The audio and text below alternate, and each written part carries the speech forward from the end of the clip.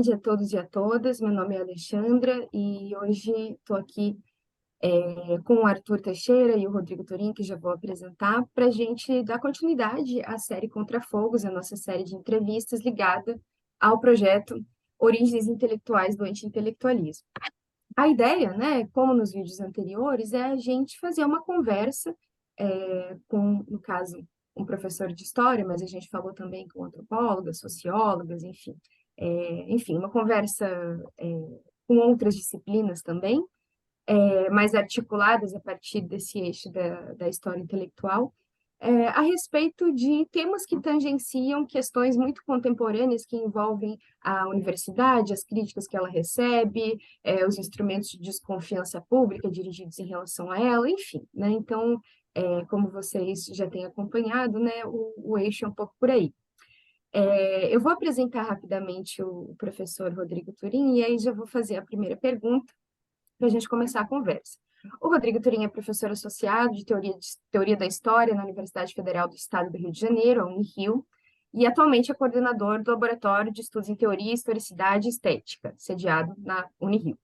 E, bom, dentre muitos artigos, livros e também ensaios, né, que o professor produziu nos últimos tempos, eu vou destacar aqui hoje um texto específico, né, que é o texto que a gente partiu dele, né, para organizar essas perguntas e essa conversa, que é o texto A Catástrofe Cósmica do Presente, alguns desafios do Antropoceno para a consciência histórica contemporânea, da revista História do Tempo Presente, publicada no passado. Bom, Rodrigo, primeiramente quero te agradecer pela sua disponibilidade em passar um tempo aqui conosco, né, responder algumas questões e pensar junto com a gente os temas do projeto.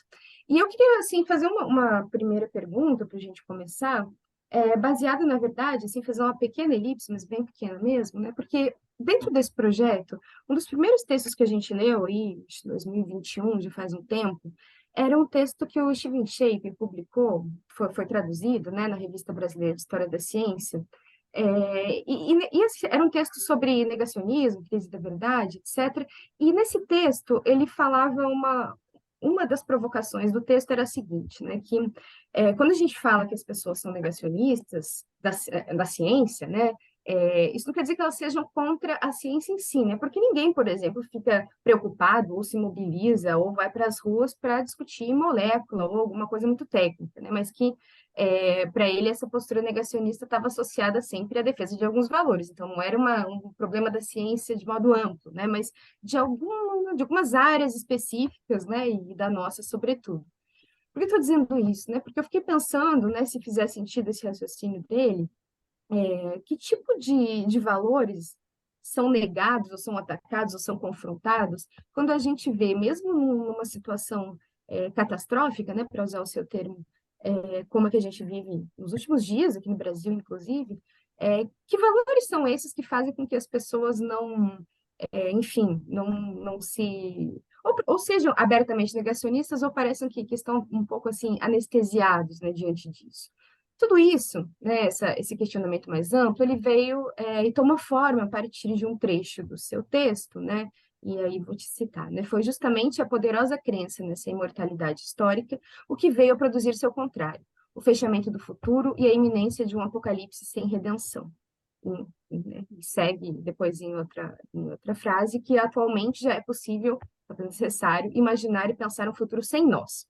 A pergunta é, finalmente, né, depois desse Talking Books, se você acha, né, que os efeitos sociais desse futuro sem nós, eles podem ser traduzidos em alguma postura próxima da descrença ou da apatia, ou quase dessa postura um pouco, enfim, né, acho que apática é o nome, né, ou seja, descrença em relação às instituições, às expectativas em relação ao futuro, né, ou seja, né, resumindo, como é que você vê esse diagnóstico da crise, no caso da crise climática, circulando fora do ambiente acadêmico?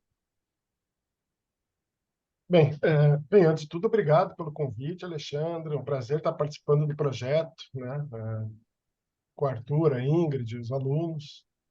É, Bem, eu acho que esse trecho que você coloca, né, e resgatando também essa discussão do negacionismo, eu acho que a noção de crença aí me parece uma questão fundamental, né? É aquilo que o François Hartog falava da crença na história, né? A crença da história como um elemento componente, como um elemento fundamental das formas de temporalização modernas, né?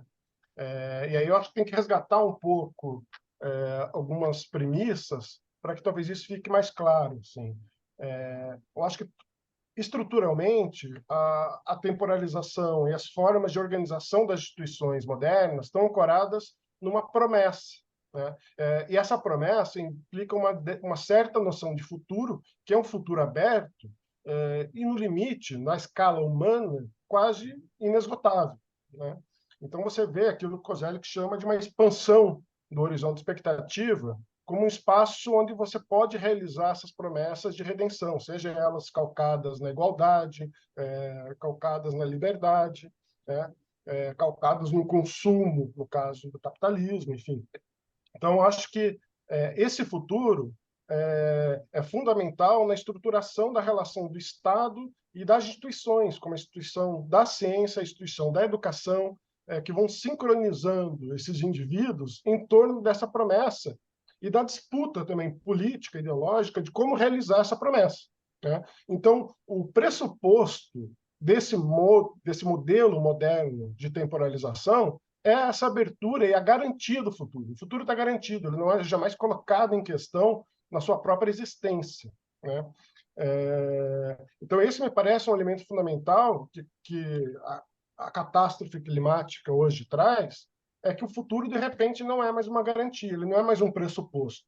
E, ao não ser mais um pressuposto, ele altera profundamente as condições de possibilidade de temporalização e de realização dessa promessa moderna calcada no futuro, né?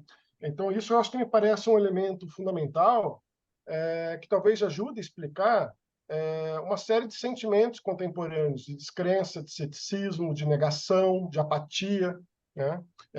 Que permeiam as pessoas em relação à política, em relação às instituições, que é um pouco como eu posso realizar, me temporalizar nessa promessa moderna, buscando um diploma, buscando que minhas gerações futuras possam ter uma qualidade de vida melhor que a minha. Portanto, o que faz com que as famílias, os indivíduos sociais, organizem as suas vidas, né? Façam projetos. E, de repente, vai se criando uma certa consciência global, né?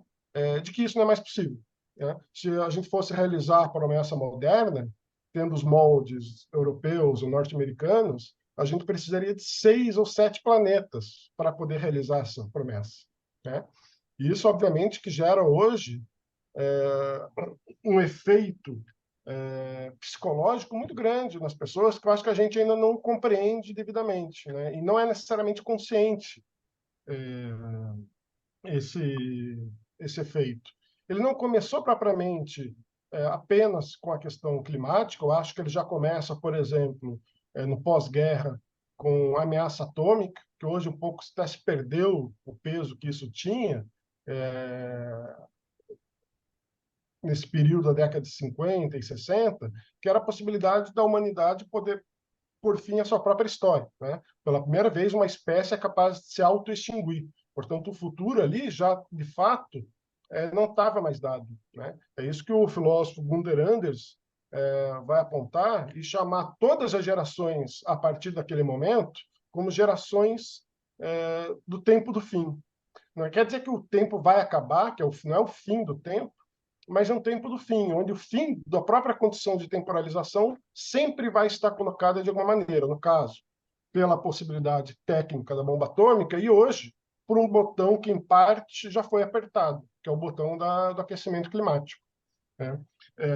Então, eu acho que essa perda do futuro hoje, né, pelo menos a da garantia desse futuro, tem efeitos sociais, psicológicos fundamentais e que impactam as instituições, impactam a perda de autoridade também dessas instituições, né? Então, eu acho que os negacionismos que a gente vê, eu acho que eles primeiro são plurais, né? Desde um negacionismo que parte da consciência dessa situação muito precoce, no caso das grandes empresas de petróleo, por exemplo, que desde a década de 70 tem estudos muito apurados sobre o efeito da emissão dos combustíveis fósseis, e eles previram com exatidão quanto a gente teria aquecido no nosso presente há 40, 50 anos atrás, né? E como que sabendo disso, essas empresas financiaram, inclusive fazendo uso da autoridade da ciência, estudos para colocar em dúvida o aquecimento, né? Colocar em dúvida as certezas, as evidências, e, portanto, produzir um negacionismo plantado, planejado, né? Esse é um negacionismo, portanto, plenamente consciente dos seus efeitos, e para estender a condição social dessa temporalização moderna calcada na queima de combustível fóssil, né? Porque, novamente, se essa modernidade está calcada na promessa de um futuro de redenção, né, como redenção econômica, social e por aí vai, essa redenção está calcada numa condição energética, né? Primeiro do carvão, depois do carvão e do petróleo, né? Então, como que para essas empresas preservar também, fazer o negacionismo é uma condição de preservar a promessa, né? Então, eu acho que tem isso. Mas tem um outro estado, tem um outro negacionismo também, que é o negacionismo de um estado de negação. As pessoas entram em estado de negação no sentido de que não querem tomar consciência, não querem enfrentar, querem viver negando a própria condição que elas estão hoje.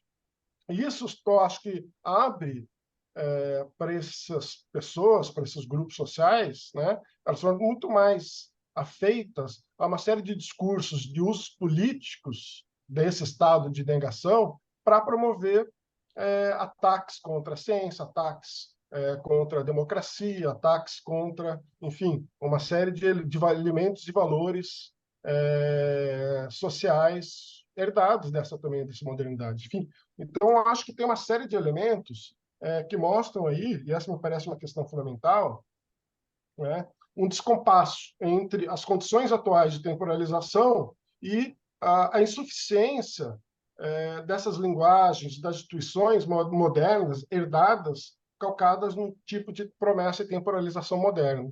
E nesse ato, né, nessa desincronização, eu acho que se abre uma série de afetos negativos, afetos de negação, afetos negacionismos, e aí se abre um cinismo, se abre angústia, se abre uma espécie de uma melancolia, né? Alguns psicólogos, alguns antropólogos falam, inclusive, de novos sentimentos, né? Como a solastalgia, que seria um sentimento de perda de mundo, né? Para tentar entender esses novos afetos que surgem dessa situação contemporânea, que é uma situação sem precedentes, em grande medida, né? Você poder o próprio planeta se transformar e não ser mais habitável pela vida tal como a gente conhece. Então, acho que isso é um grande problema. Isso também não quer dizer, né, que estão nesse processo de desincronização, novas estruturas e novas linguagens já não estejam sendo formadas para reorientar os modos de temporalidade contemporâneos dentro dessa nova condição, né? Isso também é importante, acho que a gente fundamentar, e que aí vão redirecionar, recapitalizar, reordenar novas estruturas de valores, novas estruturas afetivas e novas formas de temporalização.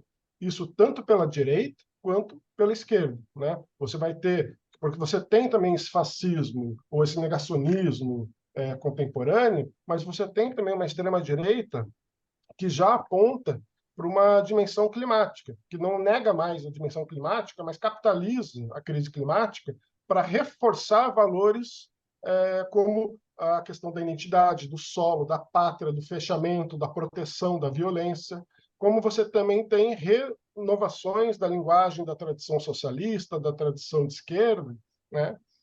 Tentando pensar formas de relação, por exemplo, entre o metabolismo social e o metabolismo do planeta, como formas de habitar o planeta de maneira mais sustentável. E aí, a emergência dessas novas linguagens, que apontam também para novas estruturas sociais, eu acho que pode ser um movimento onde esse ato se resolva e esse estado de negação, esse estado de cinismo, de ceticismo e mesmo de apatia, né, vão encontrar novos canais de revalorização. Porque eu acho que, no final das contas, o estado de niilismo que a gente está hoje, né, é uma espécie de niilismo, uma perda desses valores, da sustentação de valores, se deve, em grande parte, a essa grande mudança, né? Que acho que a gente não tem ainda plena consciência coletiva dos impactos dela. Então, a minha leitura é um pouco nessa chave, né? Como reordenar estruturas de sentimento, estruturas de temporalização em novas condições de historicidade que o antropoceno traz. Bom, Rodrigo, você falou muitas coisas, né? Eu vou tentar conter a minha vontade, assim, de comentá-las, né? Mas um termo que você usou em específico, assim, o termo descompasso, né? Que apontava para uma perda da noção da escala, né? Quer dizer, materializar, realizar o que é exatamente essa perda do mundo, né? Que é muito diferente, enfim, das perdas com as quais das perdas que compõem o nosso repertório de perdas, né? E também achei muito interessante esse termo, essa questão final que você coloca, né, sobre uma certa direita que apela para elementos, enfim, né, um pouco românticos, enfim, de ligação com a natureza e tal. Mas eu queria, destacando esses elementos, né, pensar um pouquinho com você numa segunda pergunta, talvez um pouco extensa, aí você vê como é que você quer, caminhar por ela, né?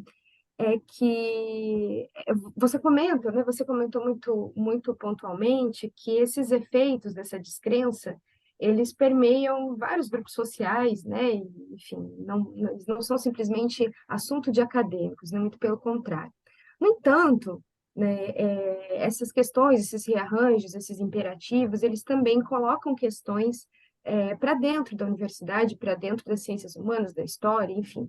E eu queria conversar um pouco com você agora, te ouvir falar um pouco sobre os rearranjos disciplinares que essa questão impõe, né? Porque em determinado ponto do seu argumento do texto também, né, aparece uma analogia, né, a questão da demarcação, né? Enfim, quem vai falar sobre isso? Porque não é simplesmente falar, né? Também disputar as categorias, disputar não só categorias, mas eventualmente também coisas muito concretas dentro da universidade, né? Poder gerenciar recursos, enfim.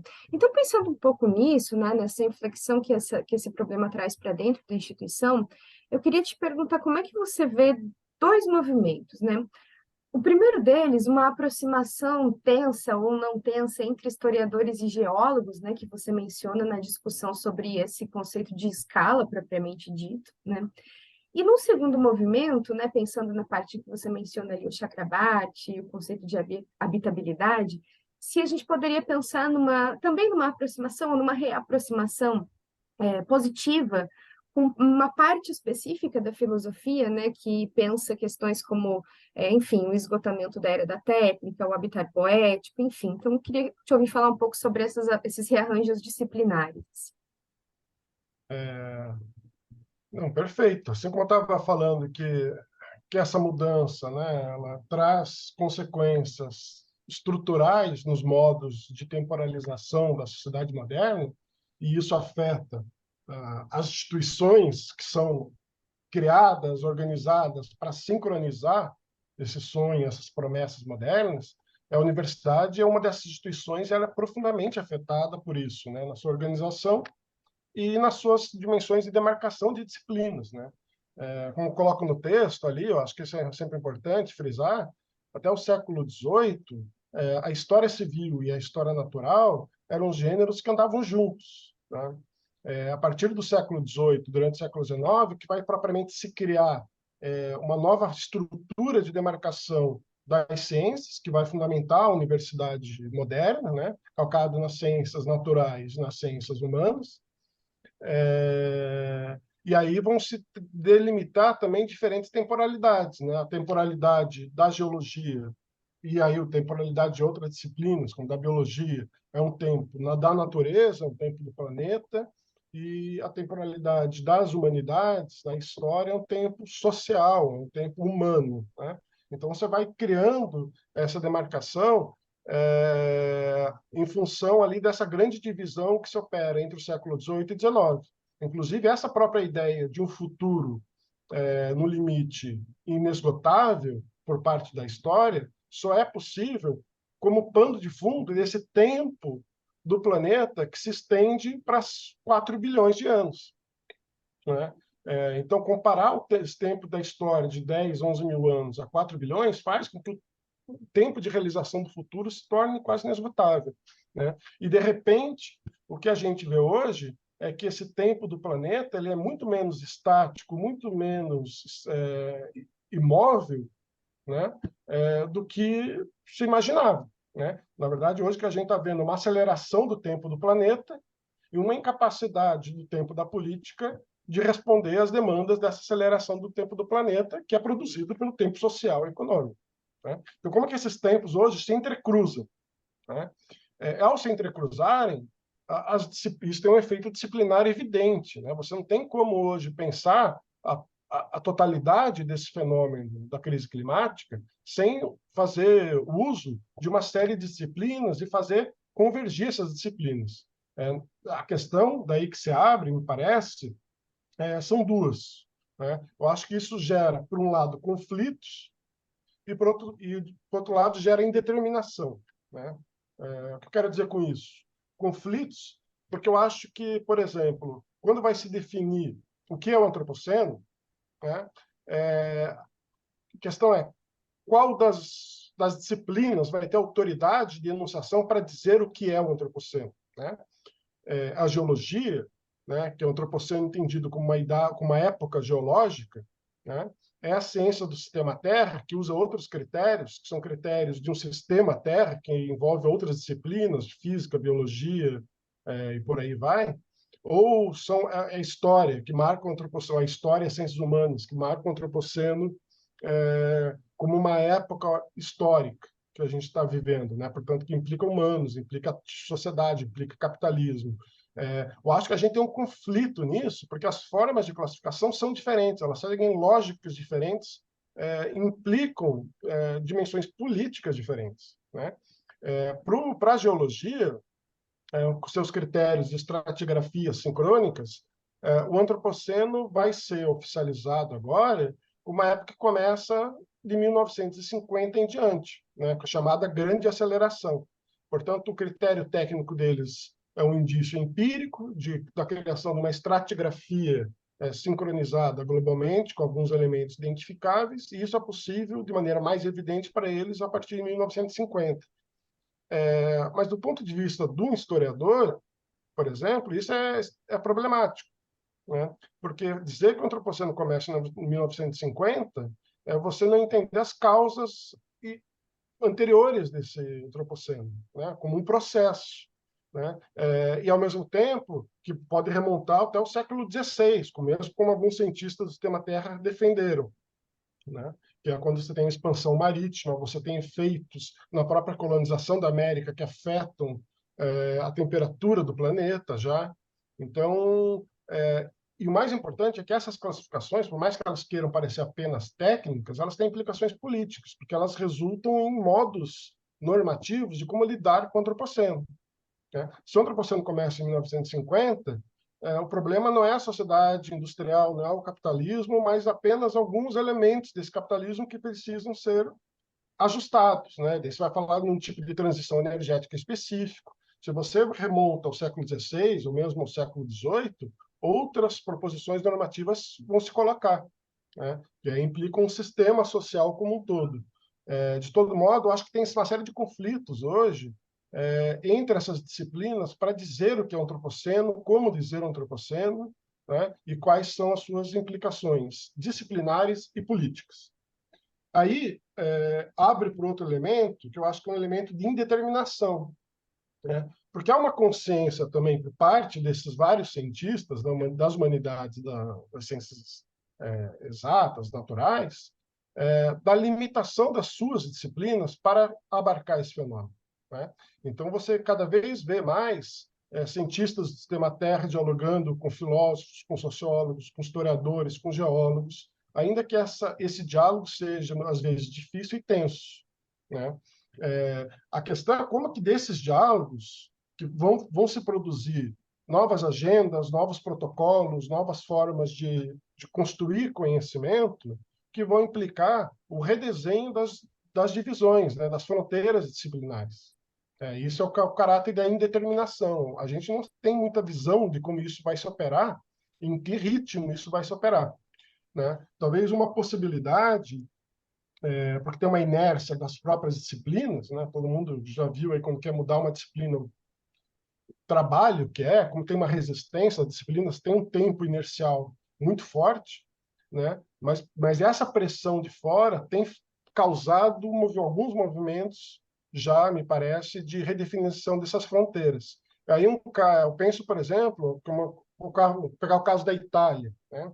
A Itália, em algumas universidades, como Bolonha, Pisa, Gênova e outras, se criou centros interdepartamentais de estudos sobre os efeitos da mudança climática, onde estão presentes físicos, químicos, geólogos, cientistas políticos, juristas. Então, você criar espaços dentro da própria universidade onde esses cientistas de diferentes disciplinas que trabalham essas questões vão ali ter um espaço comum para se confrontar comunicativamente com seus protocolos, suas questões. Eu acho que isso é fundamental, porque cria as condições de possibilidade da proposição de novas fronteiras, de novas divisões, de novas agendas, né? Então, isso acho que é uma determinação, mas é uma determinação que a gente tem que ser muito ativo nela, porque vai definir o que é a ciência, como que essa ciência vai ser praticada, quais são as disciplinas que vão se constituir no futuro próximo ou não. Porque se a gente não fizer isso, isso vai ser feito por fora, né? Isso me parece uma questão bastante importante para a nossa contemporaneidade. Eu acho que no Brasil a gente tem quase nada disso, né? As universidades, saiu um estudo hoje, inclusive, não é sobre o Brasil, é sobre o mundo, como é que as universidades são instituições que são muito lentas para responder à questão climática, comparado com outras instituições, né? Em parte, aí, só para finalizar, que, na verdade, a nossa lógica disciplinar hoje, a temporalidade dela é normatizada pela questão da avaliação, né? Pelos questão dos campos, da legitimação dos campos, da disputa por números, e, portanto, é uma temporalidade que se internalizou tanto em função de critérios, né, bastante específicos, que fazem com que as disciplinas tenham muita dificuldade, a universidade como um todo tem muita dificuldade de conseguir se responder a essas demandas e criar coisas novas para esse presente. Rodrigo, tem até uma questão assim dessa tua fala, né, que eu na verdade vou deixar para perguntar no fim, que é uma questão que eu converso com uma colega minha chamada Alessandra Seislak, que também se dedica, né, a esse tema similar ao seu, mas do ponto de vista da história indígena. E a gente sempre, assim, a gente sempre chega num momento, assim, dessa conversa, né, tensa, desse o que fazer, que a questão deixa de ser o que fazer e passa a ser o que a gente vai conseguir pensar, né, porque parece que são duas coisas dependentes umas da outra. Mas eu vou voltar a isso no fim. Eu queria agora passar a palavra para o Arthur Teixeira, que quer também fazer uma pergunta, talvez mais otimista que essas que eu tenho feito. Boa tarde a todos. Todos também. Boa tarde, professor. É um prazer estar aqui com o senhor.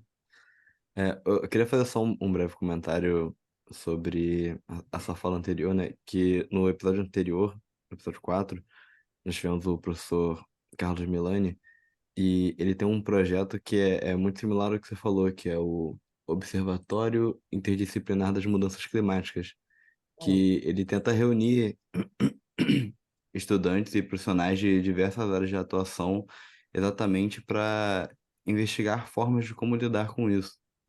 É um projeto que a gente tem dentro da UERJ. É maravilhoso isso. Bom, mas falando agora do texto do senhor, né? Que a leitura do seu texto provocou diversas questões, mas partindo do contato com outros pesquisadores que temos debatidos aqui dentro do projeto Contrafogos, eh, surgem diversos efeitos teóricos sobre a crise climática e que pode ser tudo traduzido em, como a professora até falou anteriormente, no o que fazer quanto a isso. Você menciona uma possibilidade ao longo do texto da cosmopolítica, que poderia ser associada a uma cosmohistória. Eu queria que o senhor pudesse falar um pouco mais, se possível, sobre a relação entre esses dois conceitos. Ótimo. É muito bom saber desse projeto da UERJ, né? Eu também estou começando a pensar alguma coisa aqui para a Unirio. Acho que é legal ver que colegas estão já também avançando em criar espaços que possibilitem essa comunicação entre diferentes disciplinas, né? Bem, Arthur, tua questão é ótima, questão ampla. Inclusive, vai me permitir, inclusive, voltar um pouco para aquele complemento da pergunta da Alexandra, que eu acabei não tematizando, sobre o habitar, né? Bem, o que é cosmopolítica, né? Brevemente, é um termo da filósofa Isabelle Stenger, inclusive acaba de lançar, foi traduzido aqui no Brasil outro livro dela, né, por uma outra ciência possível, que eu acho que entra muito aqui na nossa discussão de hoje, recomendo muito. Mas o que é a cosmopolítica, né? A cosmopolítica ela não implica um conteúdo qualquer normativo do ser, de valor, o que fazer, né? A cosmopolítica antes ela implica uma atitude, né? Que a Isabelle Stenger está pensando no caso da prática científica, e do que ela chama do ambiente limpo e neutralizado do laboratório, onde o cientista faz os seus experimentos, né, com animais ou com questões de mudança genética, independente dos outros seres envolvidos, né? Seja o camponês, que vai ter que viver com a questão da transformação de uma semente genética, seja de animais que são usados no laboratório, né? Como se criasse um filtro onde ele se desresponsabilizasse, né? Quando ela está pensando em cosmopolítica, então ela está pensando nessa forma de ação que implica levar em consideração todos os envolvidos, humanos e não humanos, né? Então, isso implica para o político, para a ciência, para quem for. Então, no caso do cientista, ele vai em consideração todos os envolvidos naquilo que ele está fazendo, né? E que permita ele também rever suas próprias questões, né? Portanto, é tirar um pouco, não é negar o papel da ciência, mas é ressituar o fazer científico. Isso é um elemento fundamental. Então, ela implica levar em conta todos os envolvidos e junto com isso, para isso, colocar-se sempre em situação. Isso acho que me parece também um elemento fundamental, né? Porque boa parte, às vezes, da prática científica se implica você se dessituar, você criar um espaço neutro, quando você está conversando com uma comunidade abstrata de cientistas ou de questões, né?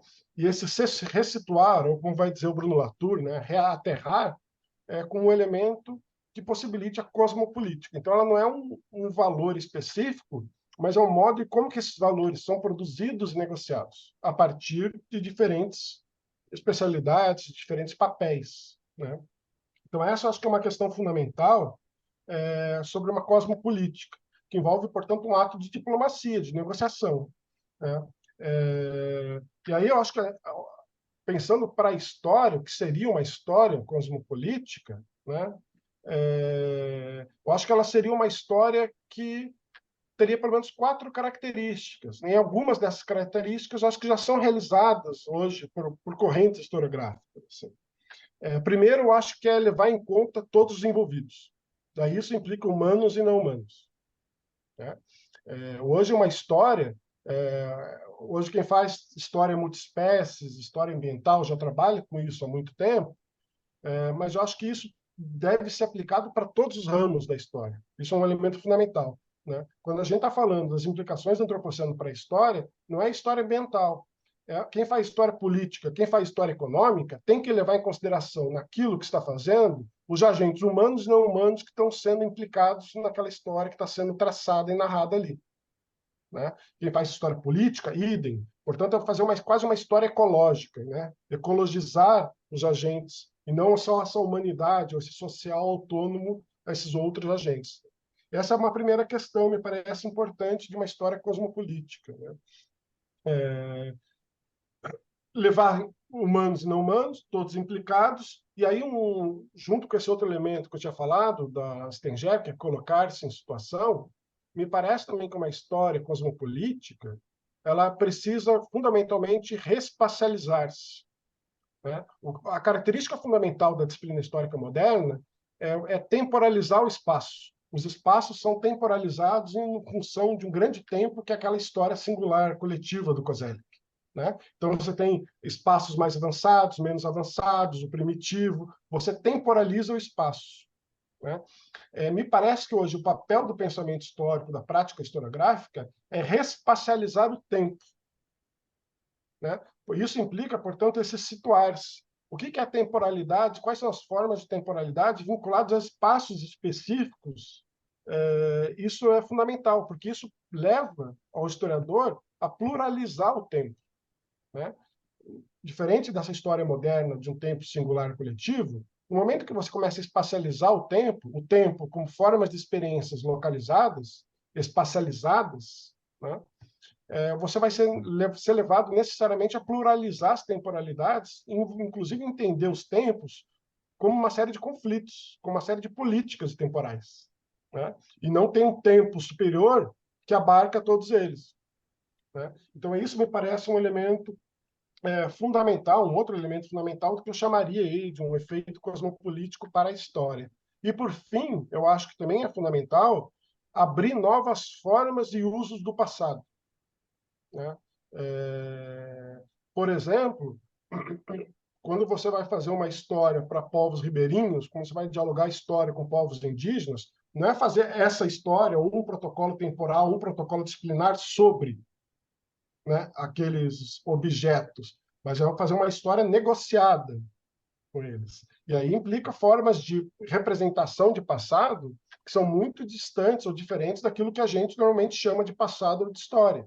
Envolve outras formas de agentividade, outras formas de relação entre si, e assim também outras formas de uso da história no presente, né? E aí me parece uma demanda fundamental para a disciplina, inclusive para a disciplina poder se legitimar hoje. Para que história no mundo em catástrofe, né? Se a história ela servia para sincronizar os sujeitos na promessa moderna, e essa promessa moderna não existe mais, o que resta da história? Essa é uma questão fundamental que os historiadores vão ter que responder, né? E aí eu acho que talvez uma resposta para isso seja justamente pensar um uso do passado no presente na chave, por exemplo, da habitabilidade, para retomar um pouco aquela pergunta que a Alexandra fez. O passado como um espaço de experiências, de formas de habitar o mundo, né?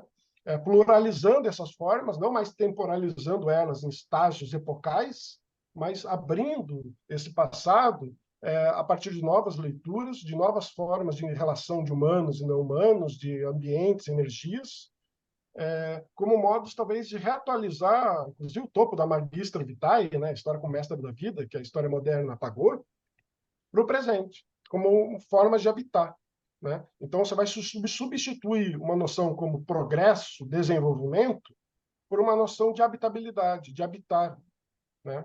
O que é um planeta habitável? O que é uma história habitável? O que é um tempo habitável? Isso acho que me parece uma questão também de uma história cosmopolítica que atende certas demandas do presente. Então, acho que eu diria um pouco nessa chave, sem querer também. Eu não tenho nenhum projeto, uma proposta, né, que deveria ser história cosmopolítica, nem pelo termo em si também não me é particularmente importante, não, mas chama autores, chama questões que eu acho que são importantes para a disciplina poder repensar o seu fazer na sociedade atual.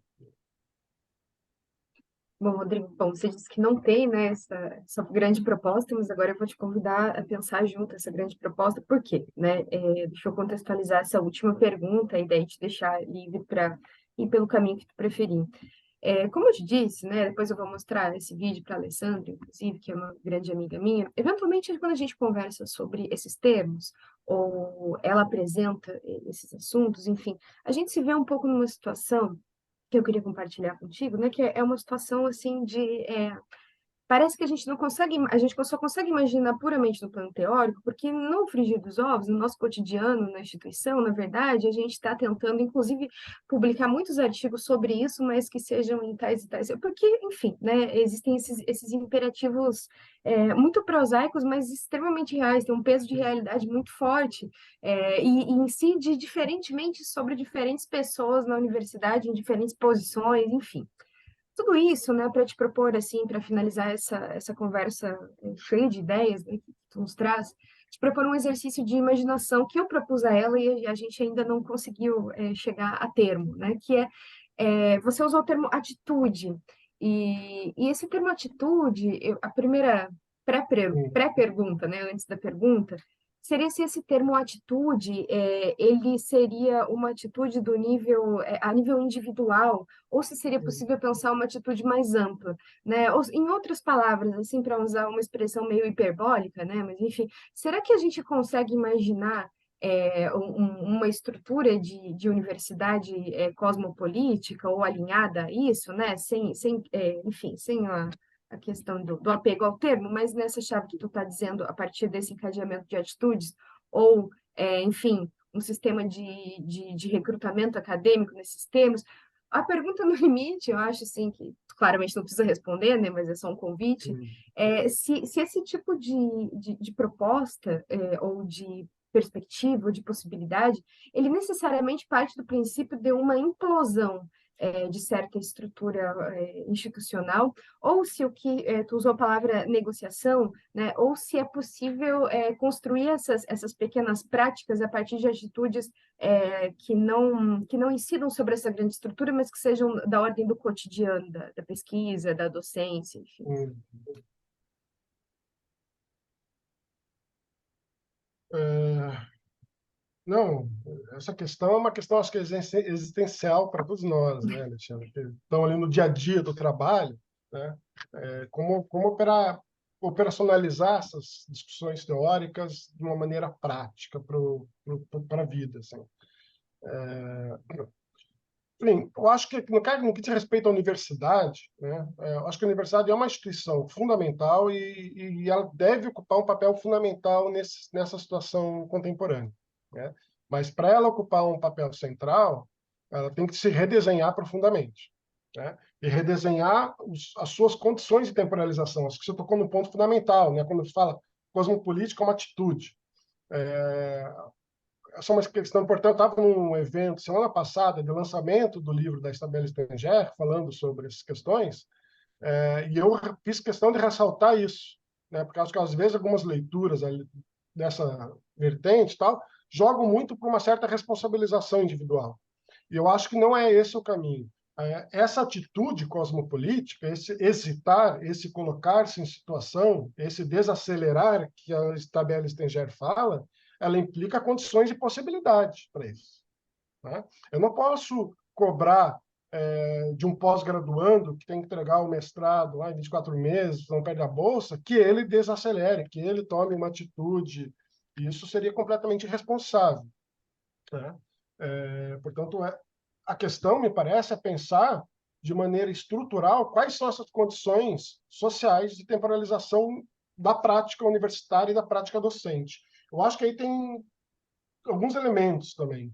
Um deles é pensar as tecnologias de organização universitária. E aí eu estou falando especificamente, por exemplo, da avaliação. Ela é uma tecnologia, né? Ela condiciona, ela induz modos de ação dos indivíduos, né? Então, quando você faz essa cultura auditorial avaliativa que nós temos, que para o mundo inteiro, né? Que é essencialmente individualizadora e essencialmente concorrencial e, portanto, ela sempre no limite vai ser produtivista, porque numa concorrência sempre tem que ter uma performance maior, né?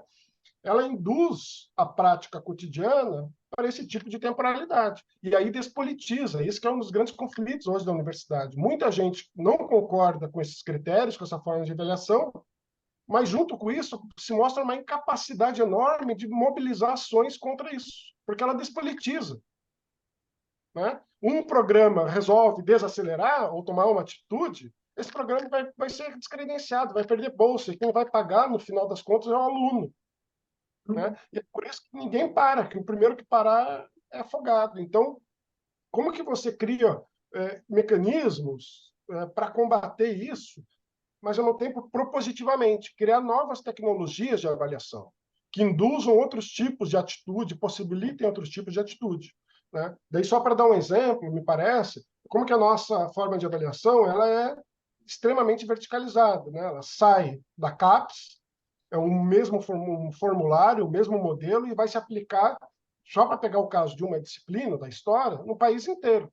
Isso faz com que um cientista, um historiador na USP, na UF, e um historiador no interior do Pará está lá lidando com ribeirinhos, povos quilombolas, tenha que se temporalizar da mesma maneira.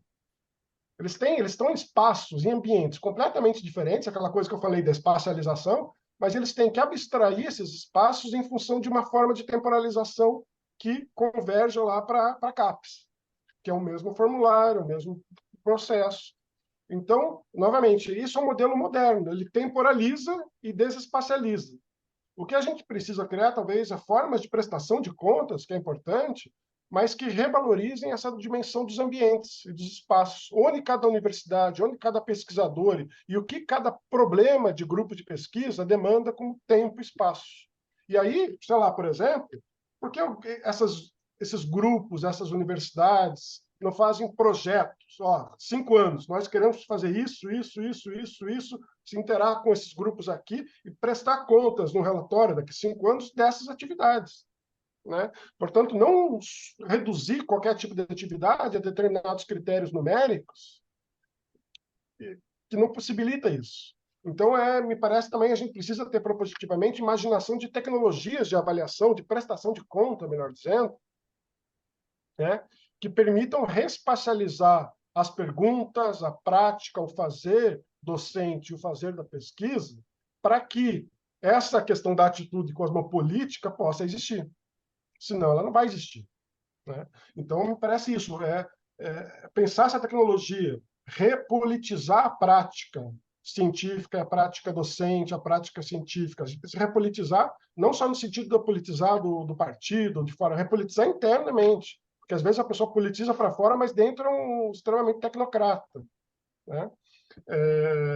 E aí eu acho que também, novamente, criar novos espaços junto com isso, o projeto criar um observatório, um departamento, você precisa incentivar as pessoas a criar esses novos espaços onde aquelas disciplinas possam conversar, onde novas práticas possam emergir. Senão, a tendência, novamente que eu falei, é entrar naquela inércia, uma inércia hiperacelerada, isso que é o paradoxo, né? A gente é hiperacelerado, e por ser hiperacelerado, a gente é inerte, a gente não muda, né? Para isso. Eu acho que, por exemplo, agora na CAPES CPQ, você tem 2 cientistas que são muito ligados a questões da mudança climática. Né? O grande especialista no bioma do Cerrado, que faz parte do IPCC, você tem o Ricardo Galvão, que é um grande especialista também em questões climáticas, que isso eu acho que já percebo a indução de mudanças de temas, né? Para revalorizar temas já vinculados a essas demandas. Mas não basta só direcionar bolsas para temas, tem que pensar essa estrutura da prática, senão também os temas viram só mecanismos da reprodução de uma lógica de prática específica. Então, acho que é um pouco para aí. Mas como fazer isso? Como mobilizar esses afetos? Como canalizar ações para isso? Eu acho que é nosso grande ponto cego. Eu acho que a gente vai ter que lidar aí nesse futuro próximo. Bom, Rodrigo, tu menciona assim essas questões todas, né, dessa cultura de auditoria e não deixa de ser sintomático, né, que mesmo as gerações, aliás, parece que quanto mais jovens são as gerações de professores, isso fica mais difícil, porque para a gente já foi meio que criada dentro desse impositivo. Né? Esses tempos mesmo eu estava fazendo algum dos 20 projetos que eu estava fazendo, que eu já nem lembro mais para onde, estava ali qual é o produto, né, do seu projeto. E em determinado momento pensei, não sei, um shampoo, sei lá, eu vou fazer um shampoo enfim, de Guerra Fria, porque às vezes realmente a coisa é tão absurda, mas a gente fica um pouco numa posição, como tu disse, né, achei muito interessante, de negação, né, ou de inércia acelerada. Então, enfim, né, eu acho que queria só te agradecer e dizer que eu acho que, de novo, a gente sai daqui com mais pergunta que resposta, o que parece bom a propósito da série.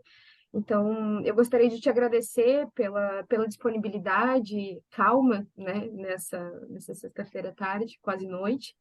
E, enfim, né, esperar que essa conversa surta ou ajude a fazer aparecer ideias também em quem escutar e quem quiser se juntar a ela. Então, te agradeço, te passo a palavra caso você queira falar mais alguma coisa, enfim, se despedir. Se não, a gente fica por aqui. Não, eu queria agradecer o convite, participar desse projeto super legal, enfim, importante, intelectualmente, politicamente, para a universidade. Inclusive o nome Contra Fogos arremete a isso, né, essa intencionalidade. Sim. E, enfim, espero que novamente seja um dos canais para a gente produzir coisas novas aí, novas alianças, novas práticas que são urgentes, né? Então, agradecer novamente aí, parabenizar pelo trabalho também. Obrigada. Arthur, quer falar alguma coisa? Agradecer ao professor, né, pela presença, pelas respostas também, por complementar, por complementar ainda mais esse debate que a gente já vem ampliando. E acho que é isso.